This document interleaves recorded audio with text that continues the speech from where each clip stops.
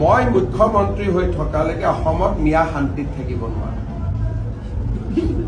এইটো পাক্কা কথা মিয়া শান্তিত থাকিব নোৱাৰে যিসকল মিয়া সন্দেহযুক্ত নাগৰিক তেওঁলোকক কষ্ট দিয়াই মোৰ কাম গতিকে কষ্ট পাই থাকিব এনেকে সাংবাদিকৰ আগতে দুখ প্ৰকাশ কৰি থাকিব বাকী ৰাস্তা নাই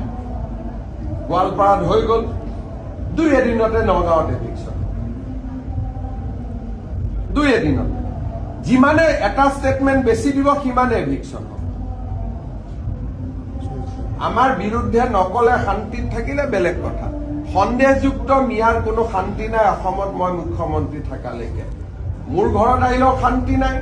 জুবিনৰ সমাধিত গ'লেও শান্তি নাই গৌৰৱ গগৈৰ মিটিঙত গ'লেও শান্তি নাই ৰকিবুল হুছেইনৰ মিটিঙত গ'লেও শান্তি নাই মুঠতে মিয়াৰ শান্তি নহ'ব মিয়াৰ শান্তি পোৱাৰ এটাই ৰাস্তা মোক মুখ্যমন্ত্ৰী ভাঙিব লাগিব